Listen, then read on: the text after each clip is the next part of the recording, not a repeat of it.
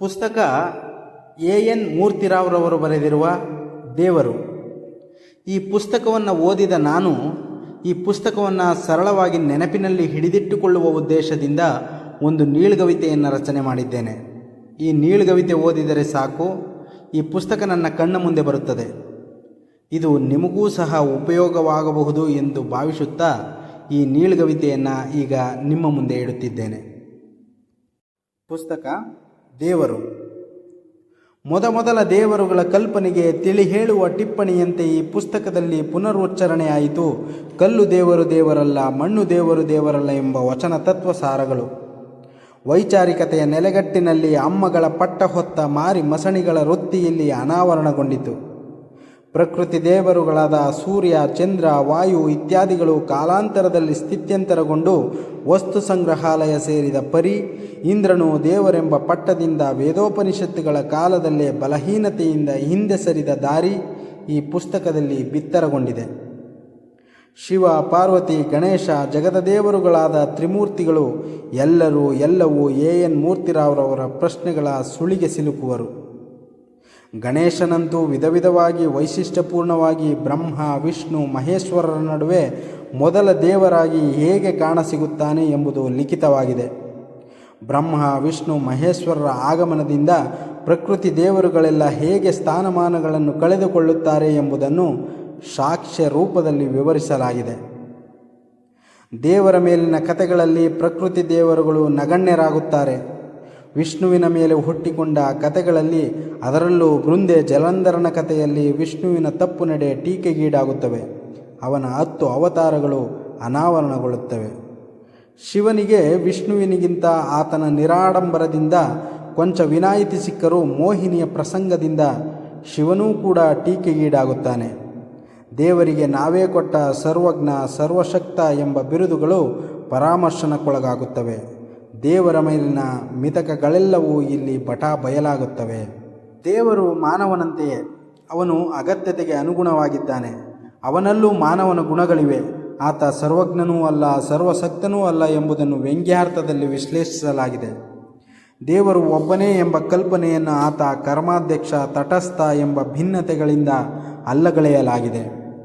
ಮಾನವನಿಗೆ ಮಾನವನೇ ಆಗಬೇಕು, ಎದುರಾಗುವ ಕೇಡಿಗಾಗಲಿ ಒಳಿತಿಗಾಗಲಿ ಅವನ ಕರ್ಮಫಲವೇ ಕಾರಣ ಎಂಬುದು ಸೋದಾಹರಣವಾಗಿ ವಿಚಾರ ವಿಶ್ಲೇಷಣೆಯೊಂದಿಗೆ ಸಾಧಿತವಾಗಿದೆ. ಬದುಕಿನ ಜಂಜಾಟ, ಸಂಕಟಗಳಿಗೆ ನಾವೇ ಜವಾಬ್ದಾರರೆಂಬುದು ನಿರೂಪಿತವಾಗಿದೆ. ಕೆಟ್ಟವರಿಲ್ಲವೋ ಎಂಬ ನಂಬಿಕೆ ವೈಚಾರಿಕ ದೃಷ್ಟಿಕೋನಕ್ಕೆ ಸಿಲುಕಿ ವಿಧವಾಗಿ ಮಾನವನ ಭ್ರಮೆ ತೋರಿಸಿ ಅವನ ನ್ಯೂನತೆಗಳಿಗೆಲ್ಲ ಉದಾಹರಣೆ ಸಹಿತವಾಗಿ ತಿಳಿ ಹೇಳಿ ಮೆದುವಾದ ಮುಲಾಮು ಹಚ್ಚಿದೆ. ದೇವೋತ್ತಮರಿಗೂ ದೇವದತ್ತರಿಗೂ ಸಾಮಾನ್ಯರಿಗೂ ಹೋಲಿಕೆ ಮಾಡಿ ಮತಧರ್ಮಗಳ ಭೇದವಿಲ್ಲದೆ ಎಲ್ಲರ ನಂಬಿಕೆಗಳನ್ನು ಪರಾಮರ್ಶಿಸಲಾಗಿದೆ. ದೇವಸ್ತೋತ್ರದಿಂದ ಕರ್ಮಫಲ ತಪ್ಪದು, ಸ್ತೋತ್ರದಿಂದ ಸಾವು ನೋವುಗಳು ಹಿಂಗದು ಎಂಬೆಲ್ಲ ಸತ್ಯಗಳು ಗಟ್ಟಿಯಾಗಿ ಓದುಗನೆದೆಗೆ ನಾಟಿಕೊಳ್ಳುತ್ತವೆ. ದೇವರ ಸೇವೆ, ಶರಣಾಗತಿ ಇತ್ಯಾದಿ ಅಂಶಗಳು ಪ್ರಶ್ನಾರ್ಥಕವಾಗಿ ನಿಲ್ಲುತ್ತವೆ. ದೇವರು ಪ್ರೇಮ ಸ್ವರೂಪಿ ಎಂಬ ಕಲ್ಪನೆ ಇಲ್ಲಿ ಬಣ್ಣನೆಗೊಳಗಾಗಿದೆ. ದಂದರಹಾಳ ಕಥೆಯ ಮೂಲಕ ಒಳ್ಳೆಯವನು ಮತ್ತು ಕೆಟ್ಟವನು ಇಬ್ಬರೂ ದೇವರ ದಯೆಗೆ ಪಾತ್ರರಾಗುತ್ತಾರೆ ಎಂಬುದನ್ನು ಸಾಧಿಸಲಾಗಿದೆ. ಕೆಟ್ಟವನ ಪ್ರಾಯಶ್ಚಿತ್ತಕ್ಕೆ ಮರುಕ ಇರಬೇಕು ಎಂಬ ತತ್ವ ಒಪ್ಪುವಂಥದ್ದಾಗಿದೆ. ದೇವರು ಇದ್ದಾನೆಯೇ ಎಂಬ ಪ್ರಶ್ನೆಗೆ ಶ್ರುತಿ ಭಕ್ತರ ಗೊಂದಲಗಳು ಗೊಂದಲದ ಉತ್ತರವನ್ನೇ ನೀಡುತ್ತವೆ. ಹಿಂದೂ, ಮುಸ್ಲಿಂ, ಕ್ರೈಸ್ತರಲ್ಲಿ ದೇವರ ಮೇಲೆ ತರತರದ ಹೇಳಿಕೆಗಳಿದ್ದು ಈ ಹೇಳಿಕೆಗಳು ದೇವರ ಇರುವಿಕೆಗೆ ನುಂಗಲಾರದ ತುತ್ತಾಗುವುದನ್ನು ಕಾಣುತ್ತೇವೆ. ಮಹಾತ್ಮರು, ಮೇಧಾವಿಗಳು, ವಿಜ್ಞಾನಿಗಳು ದೇವರು ಇದ್ದಾನೆಯೇ ಎಂಬ ಪ್ರಶ್ನೆಗೆ ಇಲ್ಲಿ ಸವಿವರವಾದ ಉತ್ತರವಾಗಿದ್ದಾರೆ.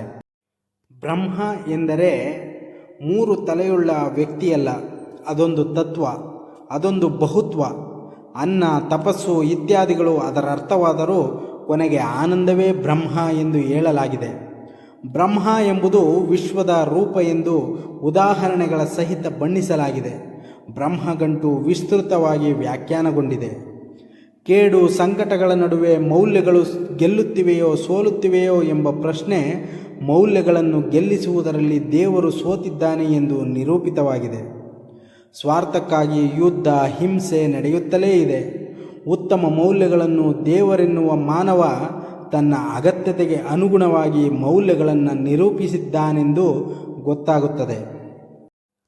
ದೇವರಿದ್ದರೆ ಕೇಡನ್ನು, ಸಂಕಟವನ್ನು ಒಮ್ಮೆಲೆ ಕೊನೆಗೊಳಿಸಬಹುದಿತ್ತಲ್ಲವೇ? ಹಿಂದೂ, ಮುಸ್ಲಿಂ, ಕ್ರೈಸ್ತ ಇತ್ಯಾದಿ ಧರ್ಮಗಳಲ್ಲಿ ಧರ್ಮ ಸಂಸ್ಥಾಪನೆ ಮಾಡಬಹುದಿತ್ತಲ್ಲವೇ? ಸಂಕಟವನ್ನು ಕೊಟ್ಟ ದೇವರ ಹತ್ತಿರವೇ ಸಂಕಟ ಪರಿಹಾರಕ್ಕೆ ಹೋಗಬೇಕೇ? ಕೇಡನ್ನು ಒಮ್ಮೆಲೆ ಕೊಂದು ಬಿಟ್ಟಿದ್ದರೆ ದೇವರು ನಿರುದ್ಯೋಗಿಯಾಗುತ್ತಾನೆಯೇ ಎಂಬೆಲ್ಲ ಪ್ರಶ್ನೆಗಳಿಗೆ ನಿರುತ್ತರ ಮೂಡಿವೆ. ಕೇಡು, ಸಂಕಟ, ಒಳಿತು ಇವೆಲ್ಲವಕ್ಕೂ ಮಾನವನೇ ನೇರ ಕಾರಣನಾಗಿದ್ದಾನೆ. ಮೌಲ್ಯಗಳು ಗೆಲ್ಲುವುದರಲ್ಲಿ ಸೋಲುವುದರಲ್ಲಿ ಮಾನವನ ಪಾತ್ರವೇ ಅತಿ ದೊಡ್ಡದು ಎಂಬ ಅಂಶ ಪ್ರಚುರಗೊಂಡಿದೆ. ಇದಕ್ಕೆ ಮಹಾಭಾರತ, ಹ್ಯಾಮ್ಲೆಟ್ ಕೃತಿಗಳು, ಅದರಲ್ಲಿ ಬರುವ ಪಾತ್ರಗಳು ಆಕರಗಳಾಗಿವೆ. ದೈವಶ್ರದ್ಧೆಯ ಪರಿಣಾಮಗಳಲ್ಲಿ ಕ್ರೈಸ್ತ ಮತದ ಸ್ಥಾಪನೆಗಾಗಿ ನಡೆದ ಕ್ರುಸೇಡ್ ಯುದ್ಧಗಳು ವಿದ್ರಾವಕ ಎನಿಸುತ್ತವೆ. ಧರ್ಮ ಸಂಸ್ಥಾಪನೆಗಾಗಿ ಹೊರಟ ಎಳೆಯ ಕಂದಮ್ಮಗಳನ್ನು ದೇವರು ಕಾಯಲಿಲ್ಲಬೇಕೇ ಎಂಬ ಪ್ರಶ್ನೆ ಉದ್ಭವಿಸುತ್ತದೆ. ಅಂಧಕಾರ ಯುಗದಲ್ಲಿ ಯುದ್ಧ ದೈವಶ್ರದ್ಧೆ ಆಧುನಿಕ ಯುಗಕ್ಕೂ ಮುಂದುವರೆದ ಘಟನೆಗಳು ಕಣ್ಣು ತೆರೆಸುತ್ತವೆ. ದೈವಸ್ತುತಿಯನ್ನು ನಂಬಿ ಕಾಯಿಲೆ ಬಿದ್ದು ಸತ್ತ ಜೀವಗಳೆಲ್ಲ ವೈಜ್ಞಾನಿಕ ದೃಷ್ಟಿಯಿಂದ ಕಣ್ಣು ಬಾಯಿ ಬಿಡುತ್ತವೆ. ಮತಧರ್ಮದ ಹೆಸರಿನಲ್ಲಿ ರಾಜಕೀಯ ಸ್ವಾರ್ಥಕ್ಕಾಗಿ ನ್ಯಾಯ ಅನ್ಯಾಯಗಳನ್ನು ಪ್ರಶ್ನಿಸದ ದೊಡ್ಡವರೆನಿಸಿಕೊಳ್ಳುವ ತಿಳಿಗೇಡಿಗಳ ಬಣ್ಣ ಬಟಾ ಬಯಲಾಗುತ್ತದೆ. ಮಾನವ ಅರ್ಧಪಶು. ಆತನನ್ನು ಮನುಷ್ಯನಾಗಿಸಲು ತತ್ವವೊಂದರ ಅಗತ್ಯವಿದೆ. ಅದು ನೀತಿಯುಕ್ತವಾಗಿರಬೇಕು. ದೈವಶ್ರದ್ಧೆಗಿಂತ ನೀತಿ ನೇಮ ಮಾನವನ ಬದುಕನ್ನು ಹಸನುಗೊಳಿಸುತ್ತದೆ, ಒಳಿತು ಕೆಡುಕಿನ ಪ್ರಮಾಣವನ್ನು ನಿರ್ಧರಿಸುತ್ತದೆ ಎಂಬೆಲ್ಲ ಅಂಶಗಳು ಈ ಪುಸ್ತಕದಲ್ಲಿ ಉದಾಹರಣೆ ಸಹಿತವಾಗಿ ವಿಶ್ಲೇಷಣೆ ಹೊಂದಿದೆ. ನಾವು ಒಪ್ಪಬಹುದಾದ ಮತ ಮಾನವನ ಬದುಕಿನಲ್ಲಿ ಮಾಡುವ ಮಾರ್ಪಾಡುಗಳನ್ನು ಬಿತ್ತರಿಸಿ ನೀತಿ ಮತ್ತು ದೈವಶ್ರುತಿಯ ಅವಶ್ಯಕತೆ ಪ್ರಸ್ತುತ ದಿನಮಾನಗಳಲ್ಲಿ ದೇವರ ವಿಷಯದಲ್ಲಿ ಹೇಗೆ ವ್ಯತ್ಯಾಸ ಮಾಡುತ್ತವೆ ಎಂಬುದನ್ನು ಸಾಬೀತಾಗಿಸಿದೆ. ಆಸ್ತಿಕ ನಾಸ್ತಿಕವಾದವನ್ನು ಪರಾಮರ್ಶನೆಗೆ ಈಡು ಮಾಡಿದೆ. ಕೊನೆಯಲ್ಲಿ ಎನ್ ಮೂರ್ತಿರಾವ್ರವರು ದೇವರು ಎಂಬ ಪುಸ್ತಕವನ್ನು ಬರೆದ ಸಂದರ್ಭದಲ್ಲಿ ಅನೇಕರು ಅನೇಕ ರೀತಿಯಲ್ಲಿ ಟೀಕಿಸಿದ್ದಾರೆ. ಆ ಟೀಕೆಗಳಿಗೆಲ್ಲ ಈ ಪುಸ್ತಕದ ಕೊನೆಯಲ್ಲೇ ಎನ್ ಮೂರ್ತಿರಾವ್ರವರು ಈ ರೀತಿ ಉತ್ತರಿಸಿದ್ದಾರೆ. ಇವನು ದೇವರನ್ನು ನಂಬದಿದ್ದರೆ ಬಿಡಲಿ, ತನ್ನ ಅಪನಂಬಿಕೆಯನ್ನು ಊರಿಗೆಲ್ಲ ಹಂಚಬೇಕೇ ಎಂಬ ಟೀಕೆಯನ್ನು ಕೇಳಿದ್ದೇನೆ. ನನಗೆ ದೇವರಲ್ಲಿ ನಂಬಿಕೆ ಇಲ್ಲ ಎಂಬ ಮಾತು ನನ್ನ ಸಂಜೆಗಣ್ಣಿನ ಹಿನ್ನೋಟದಲ್ಲಿ ಬಂದಿದೆ. ಸ್ನೇಹಿತರು ಪ್ರಶ್ನೆ ಹಾಕಿದಾಗ ನನ್ನ ಅಪನಂಬಿಕೆಯನ್ನು ವ್ಯಕ್ತಪಡಿಸಿದ್ದೇನೆ. ಇದೆಲ್ಲ ನಿಜ. ದೇವರಲ್ಲಿ ನಂಬಿಕೆಯನ್ನು ವ್ಯಕ್ತಪಡಿಸುವ, ಅವನ ಮಹಿಮೆಯನ್ನು ಹೊಗಳುವ ಭಾಷಣಗಳು, ಲೇಖನಗಳು ಸರ್ವೇ ಸಾಮಾನ್ಯವಾದ್ದರಿಂದ ಅವು ನ್ಯೂಸ್, ವಿಶೇಷ ಸಮಾಚಾರ ಎನಿಸುವುದಿಲ್ಲ. ಆದರೆ ದೇವರ ಮೇಲಿನ ಅಪನಂಬಿಕೆ ನ್ಯೂಸ್ ಆಗಿ ಪ್ರಚಾರ ಪಡೆಯುತ್ತವೆ. ಇದು ಸ್ವಾಭಾವಿಕ. ಸಂದರ್ಭ ಬಂದಾಗ ದೇವರ ವಿಷಯದಲ್ಲಿ ನನ್ನ ಅಭಿಪ್ರಾಯ ಹೇಳಿದ್ದು ಅಷ್ಟೇ ಸ್ವಾಭಾವಿಕ ಎಂಬ ಮಾತನ್ನು ಹೇಳುತ್ತಾ, ನನಗೆ ಪ್ರಚಾರ ಮಾಡುವ ಚಪಲವೂ ಇಲ್ಲ, ನನ್ನ ನಿಲುವನ್ನು ಬಚ್ಚಿಡುವ ಹಿಂಜರಿಕೆಯೂ ಇಲ್ಲ ಎಂದು ಎನ್ ಮೂರ್ತಿರಾವ್ರವರು ಸ್ಪಷ್ಟಪಡಿಸಿದ್ದಾರೆ.